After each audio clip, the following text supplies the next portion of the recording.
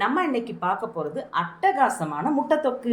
ஜாரில் ஒரு 10 சின்ன வெங்காயம், ஒரு தக்காளி பழம், ஒரு ஸ்பூன் இஞ்சி பூண்டு பேஸ்ட்டு, 3 மிளகாய் வத்தல், 7-8 முந்திரி பருப்பு, அரை ஸ்பூன் சோம்பு, ஸ்பூன் மல்லித்தூள், 1/4 ஸ்பூன் கரம் மசாலா, 1 ஸ்பூன் மிளகுத்தூள் சேர்த்து இதை நைஸாக பேஸ்ட் ஆக்கிட்டு வந்துடலாம்.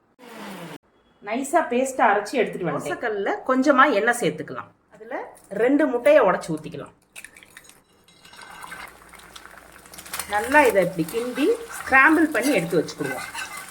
தேவையான அளவு உப்பு சேர்த்துக்கலாம். நல்லா ஸ்க்ராம்பிள் பண்ணியாச்சு, ஒரு பவுலில் ட்ரான்ஸ்ஃபர் பண்ணிடலாம். கடாயில் கொஞ்சமாக நல்லெண்ணெய் சேர்த்துக்கலாம். நம்ம அரைச்சி வச்சுருக்க பேஸ்ட்டை சேர்த்துக்கலாம். தேவையான அளவு உப்பு சேர்த்துக்கலாம். இதோட பச்சை ஸ்மெல் போகிற வரைக்கும் நல்லா வதக்கிக்கலாம். எண்ணெய்லாம் பிரிஞ்சு வர ஆரம்பித்த பிறகு நம்ம ஸ்க்ராம்பிள் பண்ணி வச்சுருக்க முட்டையை அதில் சேர்த்துக்கலாம். சேர்த்து நல்லா மிக்ஸ் பண்ணி விட்டுருவோம்.